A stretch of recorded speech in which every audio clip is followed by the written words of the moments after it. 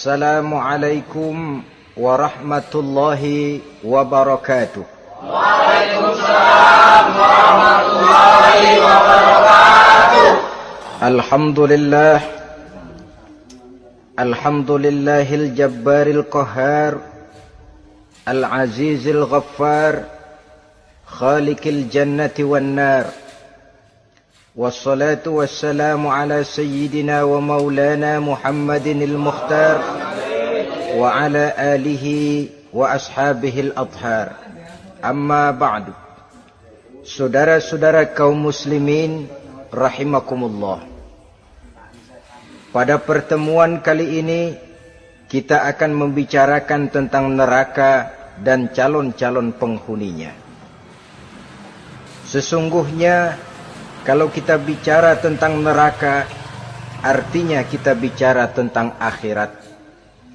Dan kalau kita bicara tentang akhirat, kita bicara tentang alam gaib yang merupakan salah satu dari rukun iman yang 6, percaya kepada alam gaib. Kalau sudah bicara alam gaib, maka ini di luar batas kemampuan nilai-nilai ilmiah dan di luar batas kemampuan renungan filsafat. Ilmu pengetahuan akan buntu kalau sudah membicarakan alam gaib. Artinya, kehidupan di akhirat itu tidak bisa diteliti secara ilmiah. Filsafat pun akan ngambang kalau sudah membicarakan kehidupan di alam gaib. Karena itu kalau kita kembali kepada logika, jika kita ingin mengerti tentang caranya membuat bangku, kita pergi ke tukang bangku dan bertanya kepadanya. Kita ingin mengerti cara membuat mobil, kita pergi ke tukang mobil, ke bengkel mobil dan bertanya kepada ahlinya. Pun dalam urusan alam gaib, sudah sewajarnya kita kembali kepada penjelasan dari sang pencipta alam gaib, yakni Allah subhanahu wa ta'ala. Dan melalui kitabullah Al-Quranul Karim, Allah telah menjelaskan masalah-masalah gaib berupa kehidupan di sorga dan neraka itu secara jelas dan pasti. Dengan kata lain, di dalam membicarakan tentang neraka ini, yang menjadi dasar daripada pemikiran kita adalah rasa iman kepada Allah subhanahu wa ta'ala. Karena soal neraka tidak pernah bisa dibuktikan dengan ilmu pengetahuan. Tidak bisa diselidiki sebab orang yang sudah pulang ke sana pun tidak pernah kembali lagi kemari untuk kita tanya bagaimana hal ihwal keadaan di sana. Saudara-saudara kaum muslimin rahimakumullah. Neraka dalam istilah Quran selalu disebut dengan narun, yaitu suatu tempat di akhirat nanti yang wujudnya berupa api yang bergejolak, bernyala dengan teramat dahsyatnya, sehingga dapat mengelupaskan kepala setiap orang dan menjulang ke hati. Diriwayatkan oleh Imam Bukhari dan Muslim bahwa Rasulullah sallallahu alaihi wasallam pernah bersabda, "Narukum hazihi allati tuqiduna juz'un min 70 jazaan min harri jahannam." Qalu, "Wallahi in kanat lakafiyatun ya Rasulullah." Qala, "Fa innaha fadulat bi 69 jazaa." Apimu yang kamu pakai di dunia ini, kata Nabi, untuk memasak, untuk menyalakan lampu, api yang kau pakai di dunia ini cuma satu bagian kecil dari 70 kali bagian panasnya neraka jahanam. Sahabat waktu itu terperanjat lalu berkata, "Wallah, in kanat lakafiyatun ya Rasulullah." Ya Rasul, api di dunia ini saja sudah cukup untuk menghanguskan kami, untuk menghanguskan apa yang ada. Bersabda Rasulullah sallallahu alaihi wasallam, maka sesungguhnya api neraka itu dilebihkan panasnya dengan 69 kali daripada panasnya api di dunia ini. Jadi sepanas-panasnya api yang pernah kita rasakan di dunia ini, maka api di neraka nanti 69 kali lebih panas dari api yang kita rasakan paling panas di dunia. Hadis yang senada dengan penjelasan ini di samping Jawahirul Bukhari, kita bisa menemukannya dalam Mukhtasar Tazkiratul Qurtubi dan Mukhtasar Ibnu Abi Jamrah misalnya. Saudara-saudara kaum muslimin rahimakumullah. Sehingga boleh jadi seringan-ringan azab penduduk neraka di akhirat nanti, kata Nabi, seorang yang di telapak kakinya diletakkan kerikil neraka yang sangat kecil, lalu mendidih otaknya. Itu seringan-ringannya. Di tapak kakinya diletakkan kerikil neraka yang oleh karena panasnya lalu mendidih otaknya. Itu yang paling ringan, gak apa-apa, cuma segitu aja. Di telapak kakinya ditaruh kerikil, otaknya lalu jadi mendidih karena menahan panas. Pantas kalau satu hari Luqmanul Hakim pernah memberikan nasihat kepada anaknya, kata beliau, "Anakku, kerjakanlah dosa seberapa kekuatanmu menanggung azab Allah, dan laksanakan ibadah seberapa hajat dan keperluanmu kepada Allah. Berapa banyak hajatmu kepada Allah, begitulah kamu harus beribadah. Kalau kamu merasa tidak berhajat dan tidak perlu apa-apa kepada Allah, ya tidak usah ibadah." Logikanya kan begitu. Saudara-saudara, dalam hidup ini ada nggak yang nggak perlu kepada Allah? Ada nggak?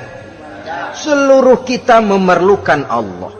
Karena itu Luqman betul dengan bahasa diplomatis, "Anakku, kerjakan ibadah seberapa hajatmu kepada Allah. Makin banyak hajatmu kepada Allah, makin banyak hendaknya kamu melaksanakan ibadah. Tapi kalau kamu sudah merasa bisa hidup tanpa Allah, persilahkan kamu tidak usah ibadah." Sebaliknya, kerjakan dosa seberapa kekuatanmu menanggung azab siksaan Allah. Kalau merasa sudah belajar ilmu kebal, kira-kira di neraka nanti nggak apa-apa, persilahkan kerjakan dosa sebanyak-banyaknya. Tapi kalau masih berpikir, gua mah jangan dibakar di neraka, nginjek puntung rokok, gua lompat. Kalau masih berpikir ke situ, ya hati-hati, saudara-saudara.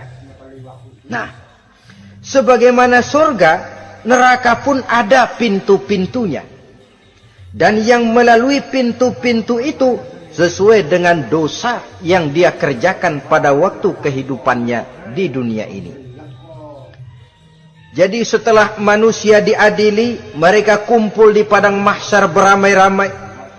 Yang mendapat kitab di tangan kanan, yang selamat dari proses pengadilan, yang sudah nyata lebih banyak kebaikannya daripada kesalahannya, wajah mereka berseri-seri. Tapi yang rapotnya merah, yang timbangannya lebih banyak kejahatannya, mereka mukanya udah pada gulem. Di tengah itulah kedengaran pernyataan dari Allah Subhanahu wa ta'ala, "Salamun qaulan min Rabbir Rahim." Ada ucapan selamat dari Allah, Tuhan yang Maha Pengasih dan Maha Penyayang. "Salamun alaikum." Selamatlah kamu, wahai orang-orang yang kelak akan sampai ke surga. Yang lulus di pengadilan dapat ucapan selamat dari Allah. Tapi pada saat itu juga Allah mengatakan, "Wamtazul yauma ayyuhal mujrimun." Pada hari ini, semua orang-orang yang kurang ajar, supaya minggir. Wamtazul yauma ayyuhal mujrimun. Orang-orang yang durjana, kelompok durhaka, para pembuat dosa, misah hari ini, minggir semuanya. Kamu akan digiring ke dalam neraka. Saudara-saudara kaum muslimin rahimakumullah. Baik mereka yang akan menuju surga, baik mereka yang akan masuk ke dalam neraka, sama melintasi satu jembatan yang melintang di atas neraka. Dalam surah Maryam ayat 71 dan 72, walaupun jembatan itu tidak digambarkan secara jelas, tapi kita temukan penjelasan Allah sebagai berikut. Wa inna minkum illa wariduha kana ala rabbika hatman maqdiya thumma nunajjil ladzina taqaw wa nazaru zalimina fiha jasiya. Saudara-saudara, dan tidak ada setiap orang pun kecuali mereka akan melalui api neraka itu. Adapun orang-orang yang bertakwa, mereka diselamatkan oleh Allah, sedangkan orang-orang yang zalim, mereka terlempar ke dalam jurang neraka. Nah, itu yang dinamakan dengan sirat. Ada memang riwayat menjelaskan bahwa sirat itu kecilnya seperti rambut dibelah 7, tajamnya lebih tajam dari mata pedang. Tapi dalam banyak hal, orang lewat di atas sirat itu bergantung kepada amalannya waktu dia hidup di dunia ini. Maka jangan heran ada orang yang lewat di atas sirat itu seperti kilat. Lep, sudah sampai di surga. Ada yang lewat di atas sirat itu seperti orang terbang. Ada yang lewat di atas sirat itu seperti orang lari. Ada yang seperti jalannya onta. Ada yang merangkak. Ada yang gelantungan. Ada yang sudah hampir sampai ke tepian sana untuk masuk ke dalam surga, terpeleset nyemplung juga ke dalam neraka. Sesuai dengan amalan pada waktu mereka hidup di kehidupan dunia yang sekarang ini. Saudara-saudara kaum muslimin rahimakumullah. Apabila orang terperosok lalu masuk ke dalam neraka, bagaimanakah ihwal keadaan di neraka? Panasnya sudah kita jelaskan tadi.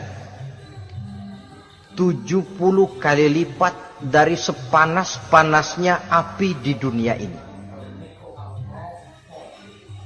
Lalu orang-orang yang masuk ke dalam neraka, mereka juga mendapat pakaian, makanan, minuman, perhiasan.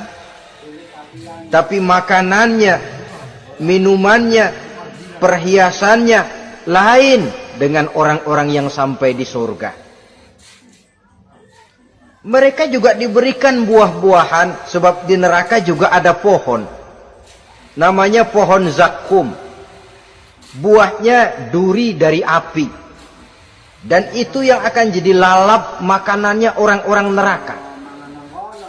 Di dalam surah As-Saffat ayat 64-65 Allah subhanahu wa ta'ala menjelaskan, innaha syajaratun takhruju fi aslil jahim tal'uha ka'annahu ru'usus syayatin. Sesungguhnya pohon zakum itu adalah satu pohon yang akarnya keluar dari dasar neraka, yang buahnya seperti kepala setan. Ini sudah untuk bahasa yang sangat menyeramkan ini. Pohon itu tumbuh dari dasar neraka, buahnya mirip kepala setan. Itu akan dijadikan makanannya orang-orang yang ada di dalam neraka. Perhiasannya apa? Surah Al-Insan ayat 4, inna a'tadna lil kafirina salasilan wa aghlalan wa sa'ira. Sesungguhnya kami sediakan bagi orang-orang kafir itu di dalam neraka segala macam rantai, cambuk-cambuk dan belenggu-belenggu neraka, terbuat dari api neraka, siap untuk merantai, membelenggu dan mencambuk mereka. Jadi dikasih perhiasan, lehernya dikalungin rantai, tangannya dipakein belenggu, ada cambuk-cambuk yang seluruhnya terbuat dari api neraka. Begitu mereka sampai ke pintu neraka yang namanya malaikat Zabaniyah, penjaga neraka, udah bukan main gemesnya dah. Ya, nyambutnya enggak ada ramahnya, lain sama malaikat Ridwan, penjaga surga. Ramah, murah senyum, Begitu orang mau masuk surga, salamun alaikum tibtum fadkhuluha khalidin. Keselamatan atas kamu, sungguh kamu telah beruntung. Sekaranglah masuk kamu ke dalam surga dan kekalah tinggal selama-lamanya di sana.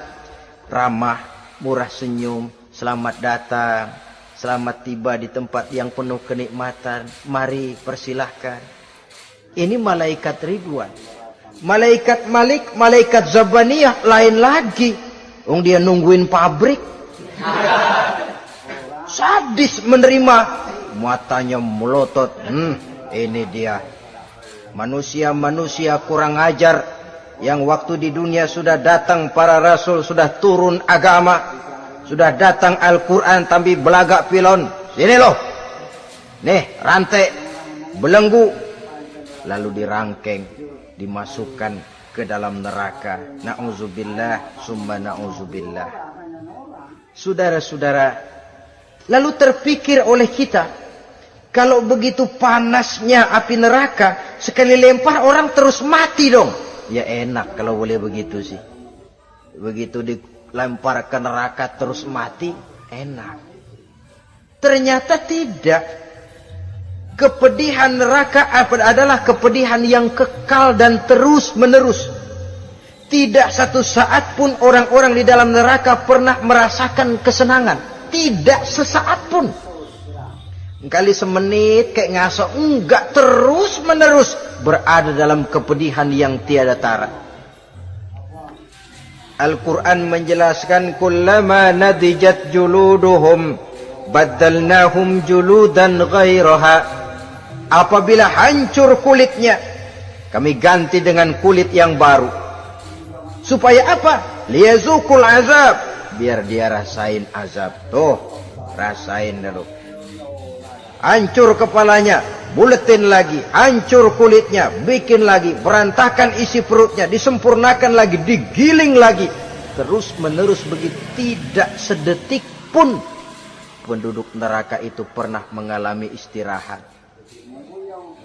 Barangkali pakai jam istirahat lumayan, ini enggak ada. Ada bel, kleneng, istirahat, azab dicabut. Tidak. Terus menerus dan selalu begitu. Satu detik saja pun mereka tidak pernah istirahat dari siksaan dan azab yang mereka terima. Saudara-saudara kaum muslimin rahimakumullah. Lalu bagaimana keadaan mereka? Ada orang-orang di dalam neraka itu yang dikenakan pakaian dari api neraka. Luar biasa. Dikasih pakaian dinas dari api. Kemudian kepalanya dituangi air yang sedang mendidih. Yang dengan tuangan air itu dihancur luluhkan segala isi perutnya dan kulit-kulitnya. Setelah itu mereka dicambuk dengan cambuk-cambuk dari besi. Apabila mereka hendak keluar dari neraka, mereka dicampakkan kembali ke dalamnya. Dan dikatakan kepada mereka, rasakan siksaan yang membakar ini. Dalam surah Al-Hajj ayat 19 sampai 22, kita bisa simak firman Allah Subhanahu wa taala. Fallazina kafaru qutti'at lahum siyabun min nar yusabbu min fawqi ru'usihimul jahim yus'aru bihi ma fi butunihim wal julud wa lahum maqami'u min hadid. Kullama aradu an yakhruju minha min ghammin u'idu fiha wa zuqu azabal hariq. Na'udzubillah summa na'udzubillah. Diberikan pakaian dari api, melolong, menyayat dia, memilukan, merintih dan meraung-raung. Lalu kepalanya diguyuri dengan air yang sangat mendidih. Hancur luluh isi perutnya, masih dicambuk lagi dengan cambuk-cambuk dari besi. Mereka merambat, mereka meraung, mereka hendak lari, mereka ingin keluar dari neraka. Tapi tiap kali mereka merambat ingin keluar, ditarik lagi. Kalau cara kita, ayo, mau kemana lo? Apa kata malaikat penjaga neraka? Zuku azabal harik. Rasa ini, makan pencarian lo waktu di dunia. Saudara-saudara, lalu ada pula siksaan penduduk neraka itu, di mana dahi, lambung dan punggung mereka dipanggang dengan api neraka. Allah Karim. Kita di dunia ini tertusuk paku saja waktu berjalan, sudah bukan main pedihnya.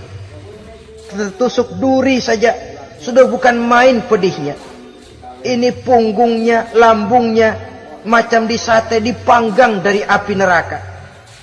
Dalam At-Taubah ayat 35, kita temukan firman Allah, fi nari jahannama fatuqwa biha hibahuhum wa junubuhum wa zuhuruhum, na'udzubillah summa na'udzubillah.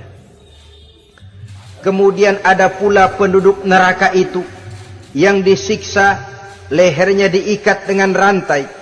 Mereka spontan diseret-seret dengan sekeras-kerasnya dan dilemparkan ke dalam lautan air yang sedang mendidih. Kemudian mereka dibakar dalam api yang bergejolak dan menyala-nyala. Pada surah Al-Mu'min ayat 71 dan 72, Allah Subhanahu wa taala menjelaskan, izil aghlalu fi a'nakihim wassalasil yushabuna fil hamim summa fin nari yusjarun. Ketika belenggu dan rantai dipasang di leher mereka supaya mereka diseret ke dalam air yang sangat panas, kemudian mereka dibakar dalam api. Ada lagi penduduk neraka yang dipegang jambulnya lalu diseret ke tengah-tengah neraka, kemudian kepalanya digerujuki dengan air yang mendidih seperti yang dijelaskan dalam surah Ad-Dukhan ayat 47 dan 49. Pendeknya, azab dan siksaan neraka itu sesuailah dengan amalan dosa yang dikerjakan manusia pada waktu kehidupan di dunia ini. Maka dalam puncak perjalanan Mi'raj misalnya, kepada Rasulullah sallallahu alaihi wasallam diberikan berbagai macam penglihatan sebagai contoh dan tamsil dari kehidupan di dunia ini. Sejak dari penglihatan di jalan sampai kepada penglihatan surga dengan segala kenikmatannya dan neraka dengan seluruh azabnya, seluruhnya merupakan contoh teladan. Misalnya dalam perjalanan ketika hendak Mi'raj itu, sebelum berangkat Rasul disodorkan 2 minuman. Segelas berisi arak, segelas lagi berisi susu. Kata malaikat Jibril, ambillah salah satu minuman itu ya Muhammad. Lalu Rasul dengan tidak ragu-ragu, mantap betul beliau mengambil gelas yang berisi susu, lalu beliau minum. Setelah beliau minum itu, malaikat Jibril berkata, "Shaddaqta ya Muhammad." Engkau telah benar Muhammad. Laqad asabtal haq, pilihanmu tepat. Kenapa ya Jibril? Untung susu yang kamu minum Muhammad. Kalau arak yang kamu ambil, pasti umatmu bakal jadi umat yang teler semua. Ini pun satu contoh buat kita semua, bahwa dalam kehidupan kita selalu berhadapan dengan susu dan arak, berhadapan dengan hak dan batil, berhadapan dengan benar dan salah. Maka hati-hati kita jangan sampai salah pilih karenanya. Lalu yang ada kaitannya dengan persoalan kita, penglihatan yang diberikan Allah kepada beliau di neraka. Beliau melihat sekelompok orang dilontari kepalanya dengan batu dari api neraka. Tiap kali dilontari kepala itu hancur berkeping-keping, berantakan otaknya. Lalu dibulatkan kembali. Setelah kepala itu bulat kembali, disambitin lagi. Menjerit, meraung, merintih kesakitan, hancur kepalanya, berantakan otaknya. Lalu dibulatkan lagi, terus menerus begitu, tidak pernah berhenti. Sampai Rasul bertanya, "Ya Jibril, ini orang kenapa kepalanya dilontari dengan api neraka sampai hancur lalu dibulatkan kembali?" Kata malaikat Jibril, "Ya Muhammad, itulah contoh daripada umatmu yang berat untuk sujud kepada Allah Tuhannya. Itulah contoh dari umatmu yang waktu hidup di dunianya tidak pernah mendirikan solat sama sekali. Sombong yang paling sombong adalah sombong kepada Allah. Artinya tidak mau sujud kepada Sang Maha Penciptanya." Jadi barangkali saudara punya cita-cita atau keinginan, saya mau yang ini saja, persilahkan, nggak usah sembahyang. Lalu ada lagi sekelompok kaum, perutnya besar, sebesar rumah, dililit dengan kala dan ular dari api neraka, diseret-seret dia di jurang neraka, dipatoki ular, hancur perutnya, dibulatkan lagi perut itu, diseret kembali, hancur lagi, dibulatkan lagi, terus menerus seperti itu. Kata Nabi, ya Jibril, ini apa lagi? Kata malaikat Jibril, wahai Muhammad, inilah contoh daripada umatmu yang waktu di dunia suka makan riba alias renten, dan suka makan harta anak yatim, suka ngobyekin anak yatim, sok jadi pengasuh anak yatimnya lapar, pengasuhnya yang pada kenyang. Saudara hadirin yang saya muliakan, orang yang makan riba alias renten, orang yang makan harta anak yatim, begitu gambaran yang diperlihatkan kepada baginda Rasulullah sallallahu alaihi wasallam.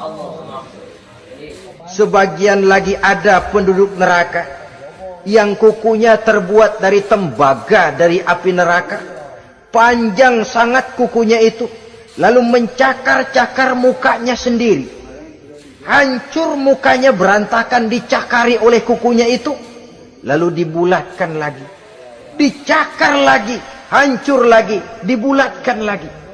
Pengangguran bener nih orang, muka sendiri dicakarin sendiri. Ya Jibril, ini tamsil apa Jibril? Ya Muhammad, itulah contoh dari umatmu yang pada waktu di dunianya enggak pernah rukun sama sesama saudaranya muslim, suka nyari aib orang lain, suka ngejelekin orang lain, padahal orang lain itu saudaranya seakidah. Kan sama dengan nyakar muka sendiri namanya, menepuk air di dulang, terpercik muka sendiri. Kejelekan saudaranya dikorek-korek, aib saudaranya diobral di pasar umum. Orang macam itu nanti tangannya akan tumbuh kuku panjang dari tembaga yang akan mencakar dan mengoyak-ngoyak mukanya sendiri. Itu kita bisa lihat nanti. Oh, ini yang waktu di dunia suka ngorek-ngorek kesalahan orang tuh lagi pada nyakarin mukanya. Oh, begitu. Saudara-saudara kaum muslimin rahimakumullah. Oleh karena itu Nabi ajarkan kita, tuba liman syaghalahu aibuhu an uyubin nas. Beruntung orang yang aib dan kekurangan pada dirinya menyebabkan dia sibuk sampai enggak sempat ngorek-ngorek aib dan kekurangan orang lain. Introspeksi. Beruntung orang yang celak dirinya menyebabkan dia sibuk dan tidak sempat ngorek-ngorek aib pada diri orang lain. Ada pula di antaranya dilihat oleh Rasul, di antara penduduk neraka itu orang yang lidahnya terjulur memanjang, kemudian dipotong lidah itu dengan gunting dari api neraka, menjerit dan memekik ia menahan sakit yang tiada tara, sampai Rasul bertanya kepada malaikat Jibril, kalau ini tamsil apa lagi ya Jibril? Kata malaikat Jibril, wahai Muhammad, inilah contoh dari umatmu, orang-orang yang waktu di dunia tidak pandai menjaga lidahnya, suka menggunjing orang, suka memfitnah orang, suka ghibah dan namimah, suka ngomongin orang di belakang yang bersangkutan. Maka hari ini lidahnya menjulur menjadi panjang dan dipotong dengan gunting dari api neraka. Lalu Rasul juga melihat sekelompok orang perempuan tergantung rambutnya dari gantungan api neraka, kemudian dipanggang dari duburnya sampai ke atas kepalanya dengan tombak dari api neraka, meraung dan merintih serta mengeluarkan nanah dari kemaluannya. Rasul bertanya, ini apa lagi ya Jibril? Kata malaikat Jibril, inilah perempuan yang waktu di dunia tidak pandai menjaga kehormatan dirinya, ahli zina dan tukang umbar. Saudara-saudara kaum muslimin rahimakumullah, banyak lagi tamsil-tamsil yang dicontohkan dalam puncak perjalanan Mi'raj yang seluruhnya merupakan peringatan bagi kita umat Rasulullah sallallahu alaihi wasallam. Nah, kemudian sekarang marilah kita bicarakan neraka itu satu demi satu. Yang pertama, dan ini yang paling dikenal orang, neraka Jahannam atau naru Jahannam. Siapa yang dijelaskan Allah akan menjadi penghuni neraka Jahannam ini? Pertama dalam surah Al-Ankabut ayat 68. Wa man azlamu mimman iftara 'ala Allahi kadziban aw kadzdzaba bil haqqi lamma ja'ahu alaysa fi jahannam maswal lil kafirin. Adapun orang-orang yang zalim kepada Allah, mendustakan ayat-ayat Allah dan mendustakan kebenaran setelah datang kebenaran itu, bukankah neraka Jahannam merupakan tempat kembali bagi orang-orang kafir? Jadi dalam Al-Ankabut ayat 68 ini dijelaskan, penduduk neraka Jahannam itu pertama adalah orang-orang kafir. Siapa orang kafir? Menurut keyakinan akidah kita, setiap orang di luar Islam adalah kafir. Kemudian yang kedua dalam surah Al-Hijr ayat 42 dan 43, penduduk neraka Jahannam itu, inna ibadi laisa laka alaihim sultanun illa man ittaba'aka minal ghawin wa inna jahannama la maw'iduhum ajma'in. Sesungguhnya hamba-hambaku tidak akan bisa kamu kuasai, hai iblis, kecuali mereka yang mengikuti tipu dayamu. Sesungguhnya neraka Jahannamlah tempat mereka seluruhnya. Kalau kita perhatikan ayat ini, maka penghuni neraka Jahannam yang kedua adalah para pengikut setan. Para pengikut setan dengan seluruh ajaran-ajaran yang dilancarkan oleh setan. Padahal pada saat hendak masuk neraka, setan jelas cuci tangan.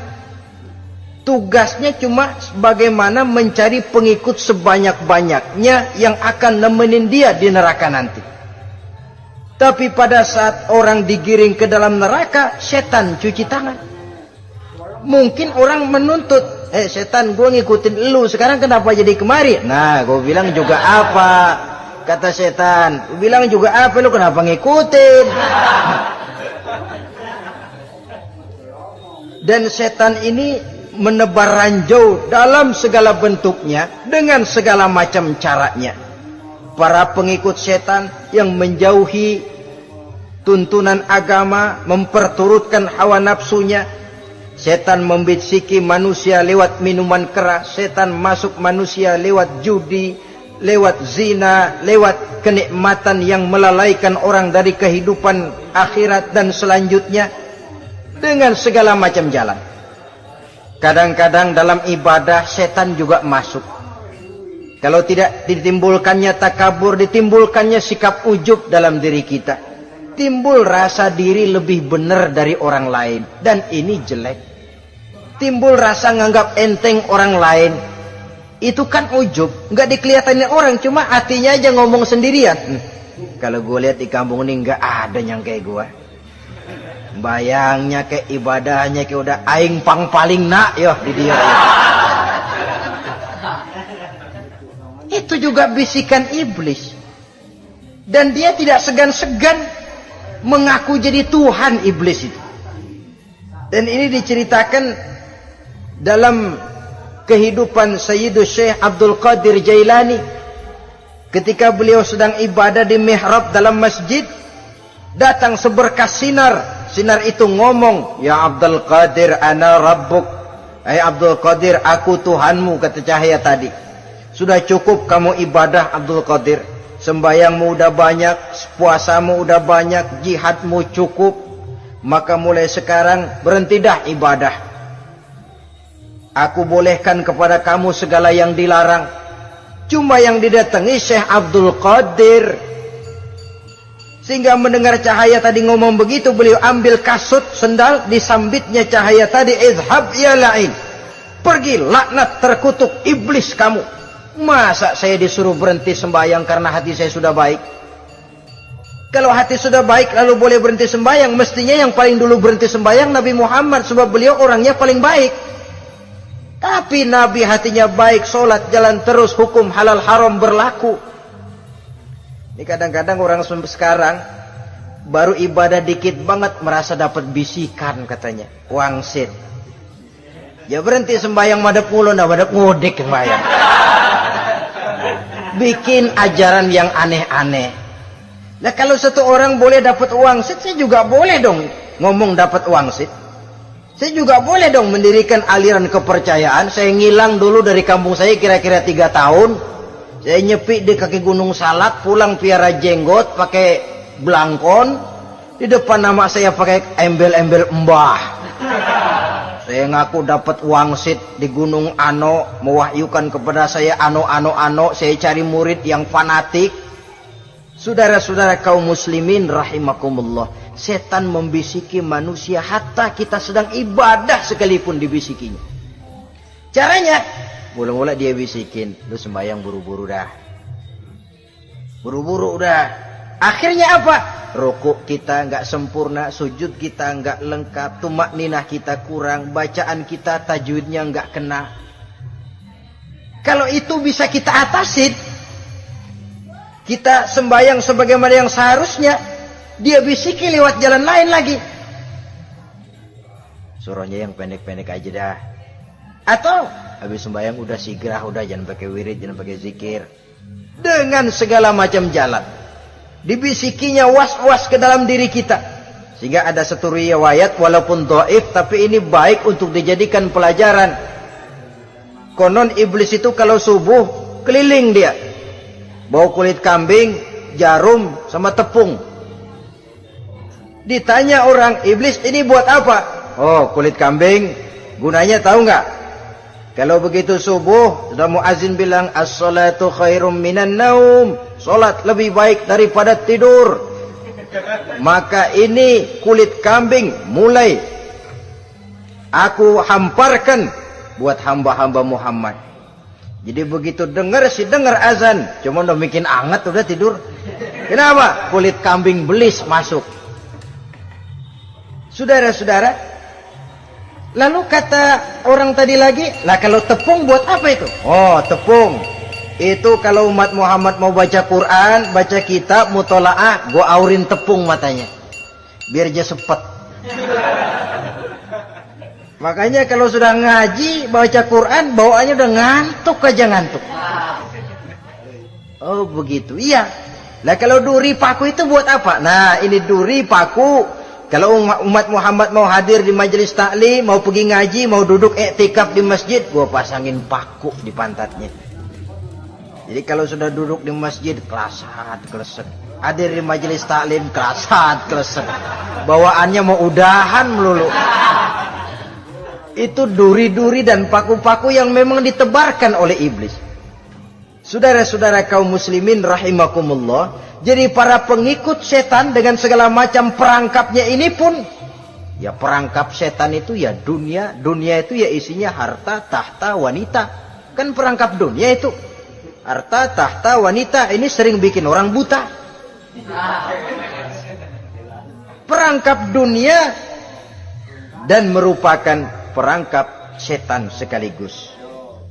Nah, yang ketiga, penghuni neraka jahanam adalah para pembuat dosa, orang-orang yang durhaka. Dalam Toha ayat 74 Allah menjelaskan, innahu may ya'ti rabbahu mujriman fa inna lahu jahannam. Sesungguhnya orang-orang yang datang menghadap Allah dengan berlumuran dosa, maka sesungguhnya bagi mereka adalah neraka jahanam. Dan yang keempat, penghuni neraka jahanam orang yang kufur nikmat. Tidak cuma kufur iman, tapi kufur nikmat bisa menyebabkan orang masuk neraka jahanam. Belum pernah merasakan dalam hidupnya bahwa Allah memberikan nikmat kepadanya, bagaimanapun besar karunia dan nikmat itu. Dalam surah Ibrahim ayat 28-29 Allah menjelaskan, Alam tara ilal ladzina baddalu ni'matallahi kufran wa ahallu qaumahum darul bawar jahannama yaslaunaha wa bi'sal qarar. Tidaklah engkau perhatikan, tidaklah kau lihat orang-orang yang mengganti, menukar nikmat Tuhannya dengan kekufuran. Diberikan nikmat berupa Islam, digantinya dengan kekufuran. Dia tidak tahan kesengsaraan dunia lalu memilih kesengsaraan akhirat. Padahal kesengsaraan akhirat lebih abadi dari kesengsaraan dunia. Ada orang yang gak tahan miskin dunia, lalu menjatuhkan pilihan lebih memilih miskin akhirat. Ya Allah, keliru besar. Karena nggak tahan hidup miskin di dunia, ada yang nawarin ngasih super mie 3 bungkus, iman telap. Ada yang ngasih beras, pindah agama. Ada yang bawain pakaian bekas, tukar akidah, pindah iman. Innalillah. Ditukar kemiskinan dunia dengan kemiskinan akhirat. Padahal kemiskinan dunia berapa tahun? Setahun umur manusia. Sepanjang-panjang umur orang sekarang kan. 100 tahun udah jarang umur orang sekarang. 70 aja udah cakep tuh. Sebenarnya kalau 70 tuh ada jatah lebih tuh, 7 tahun. Toh kalau ikut Nabi 63 tahun kan. Nabi wafat. Kalau kita sudah umur 70 tuh ada jatah ekstra 7 tahun. Oh ya, dimanfaatkan baik-baik mestinya. Taruhlah kemiskinan dunia, bagaimanapun melaratnya dunia, bagaimanapun sengsaranya dunia, cuma sebatas umur kita. Tapi kalau nikmat Islam ini harus kita tukar dengan yang lain. Baddalu ni'matallahi kufran, menukar, mengganti nikmat yang diberikan Allah dengan kekufuran. Artinya kita menukar kemiskinan sementara dan kita memilih kesengsaraan dan kemiskinan abadi. Di akhirat kita miskin, di neraka kita miskin, miskin abadi. Di neraka kita sengsara, sengsara abadi. Saudara-saudara kaum muslimin rahimakumullah. Itu neraka jahanam. Yang kedua dinamakan neraka jahim. Siapa mereka ini para penghuninya? Siapa mereka ini para penghuninya? Pertama dalam surah At-Takatsur, yaitu orang-orang yang bermegah-megah dengan dunia, menumpuk-numpuk harta, lalu lupa dengan kesibukan harta itu, lupa kepada kehidupan yang akhirat nanti. Alhaakumut takatsur hatta zurtumul maqabir kalla sawfa ta'lamun summa kalla sawfa ta'lamun kalla law ta'lamuna ilmal yaqin latarawunnal jahim. Kamu telah lalai akibat apa? At-takatsur. Ini penyakit pertama yang menyebabkan orang sampai ke neraka jahim. Penyakit takatsur. Dan itu penyakit zaman sekarang. Berlomba-lomba dengan kemegahan materi. Berlomba-lomba dengan kemegahan dunia. Padahal kalau urusan itu kita berlomba, tidak akan pernah sampai finish. Percayalah itu. Tidak akan pernah finish.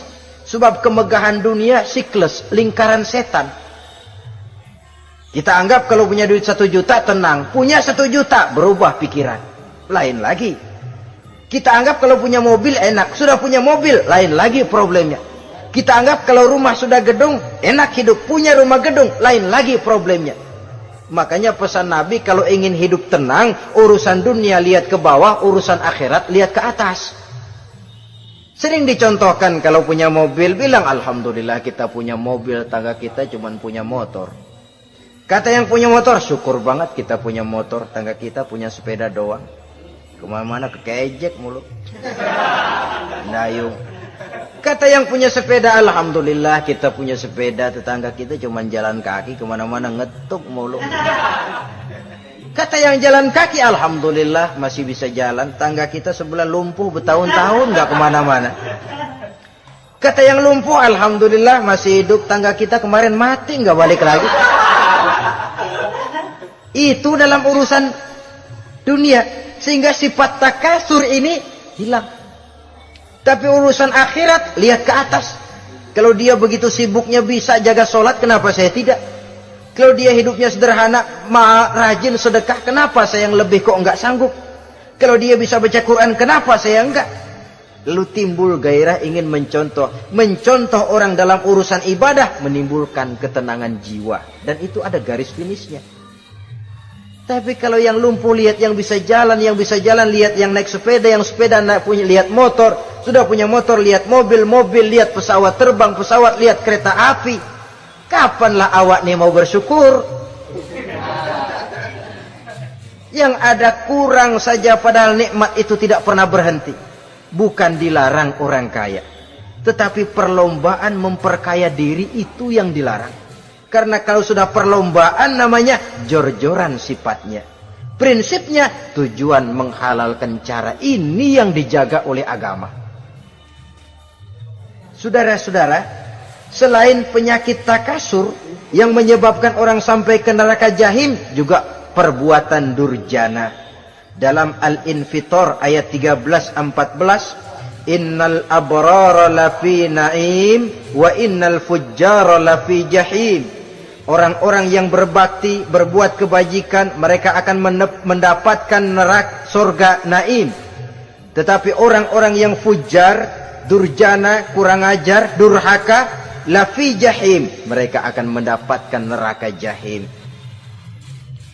Lalu siapa lagi penghuni jahim itu? Orang-orang yang menentang dan menantang ayat-ayat Allah. Wallazina sa'au fi ayatina mu'ajizin ulaika ashabul jahim. Dan orang-orang yang berusaha menantang ayat-ayat Allah sehingga melemahkan orang-orang yang mau mengikuti rasul-rasul Allah. Menantang ayat Allah dan membuat lemah orang yang mengikuti rasul. Melemahkan semangat orang yang mau mengikuti khitah dan perjalanan Rasul. Kamu membangun masjid, iya. Berabe, berat, jangan. Siano aja kapok. Majelis taklim, pahit. Ngaji, berat, melemahkan ini.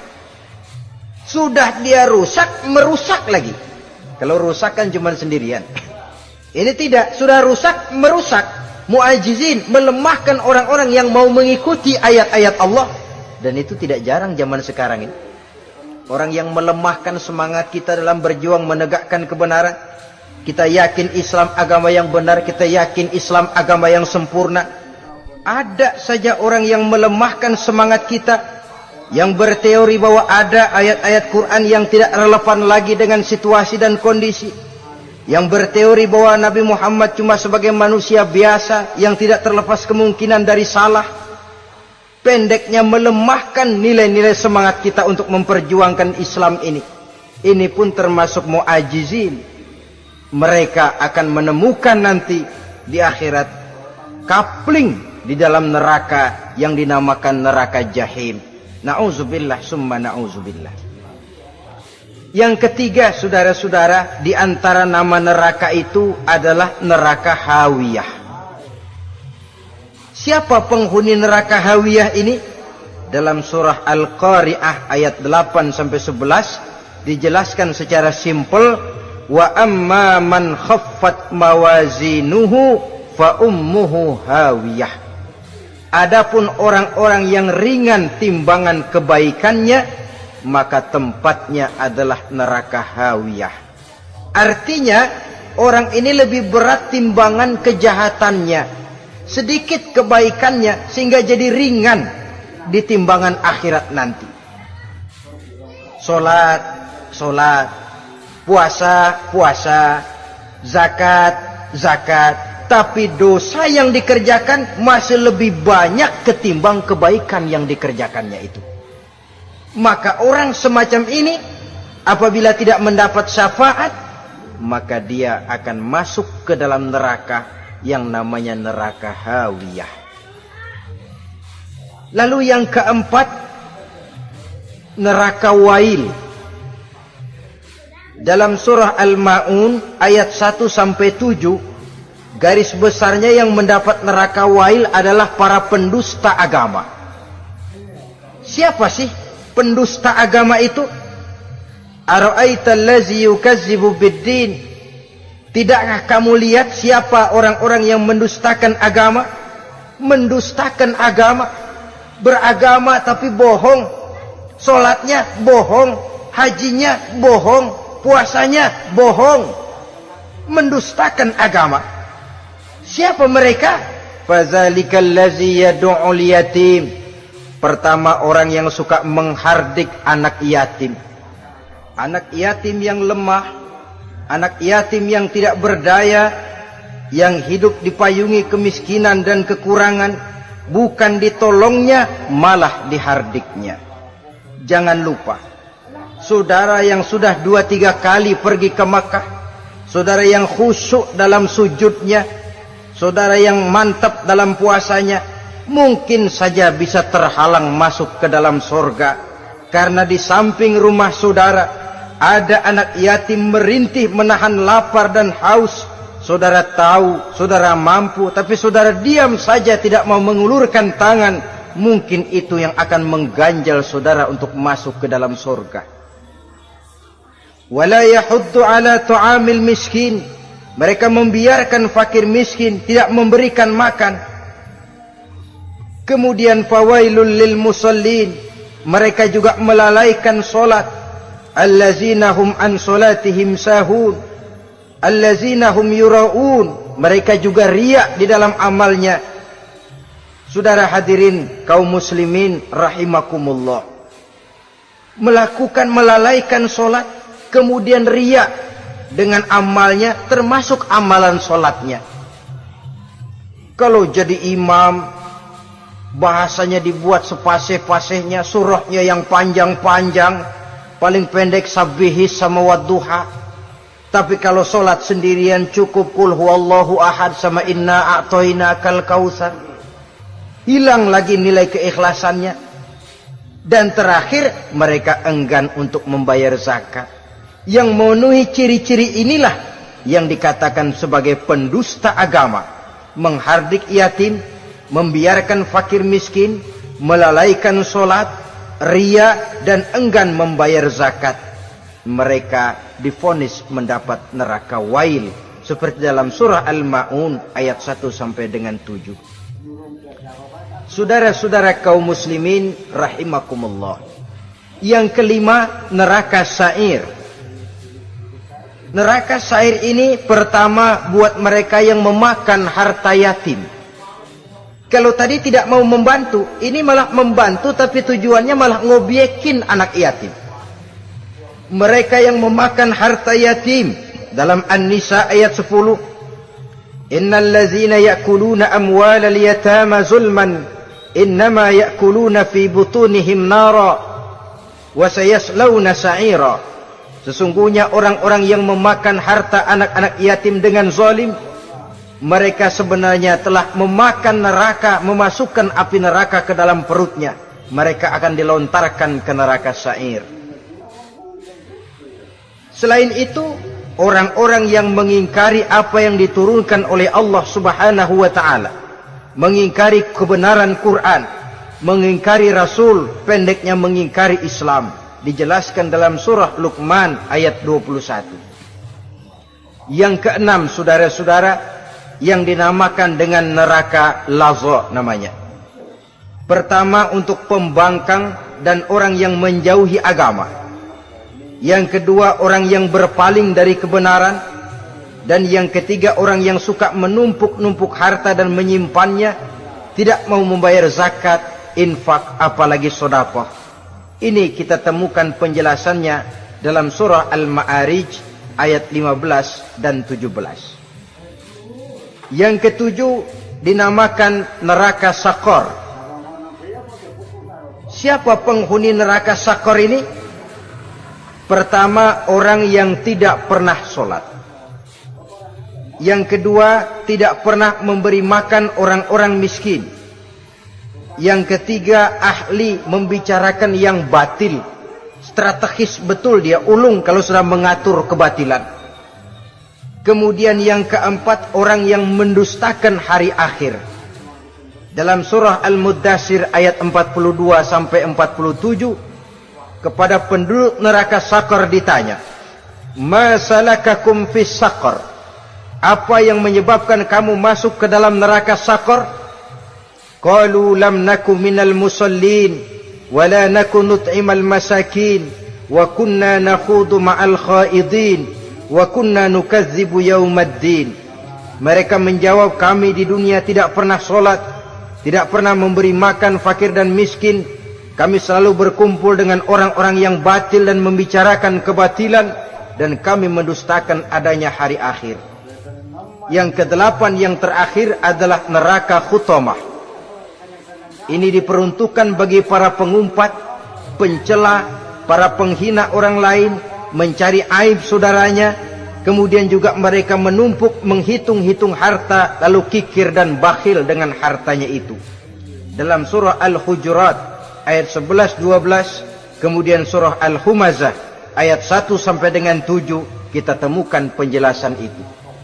Pada akhirnya saudara-saudara, kalau penduduk surga mereka kekal di dalamnya, maka penduduk neraka ini ada dua macam. Ada penduduk musiman, ada penduduk permanen. Kalau yang namanya penduduk permanen itu sudah punya paspor KTP. Memang penduduk permanen itu mereka yang kekal selama-lamanya di dalam neraka. Mereka lah orang-orang musyrik dan orang-orang kafir, termasuk orang-orang munafik. Bahkan lebih dahsyat lagi yang namanya munafik. Kata Allah, innal munafiqin fid darkil asfal minan nar. Orang munafik itu berada di dasar jurang neraka yang paling bawah, keraknya neraka. Saudara-saudara, adapun penduduk yang semi permanen, ia masuk neraka buat sementara saja, sekedar dengan dosa-dosa yang dikerjakannya. Mereka adalah orang-orang mukmin yang asli, orang-orang Islam yang waktu di dunianya berbuat dosa. Mereka masuk ke dalam neraka, menerima azab sesuai dengan dosa yang dikerjakannya. Setelah itu mereka akan diangkat dari surga untuk ditempatkan di dalam. Mereka akan diangkat dari neraka untuk ditempatkan di dalam surganya Allah Subhanahu wa ta'ala. Seperti banyak dijelaskan dalam hadis-hadis sahih yang diriwayatkan oleh Imam Bukhari dan Muslim. Nah, inilah sekelumit tentang neraka dan calon-calon penghuninya. Mudah-mudahan Allah jauhkan kita, Allah jauhkan anak cucu kita, Allah jauhkan seluruh keluarga kita dari neraka dan dari azab neraka. Terima kasih dan mohon maaf. Wassalamualaikum warahmatullahi wabarakatuh. Waalaikumsalam warahmatullahi wabarakatuh.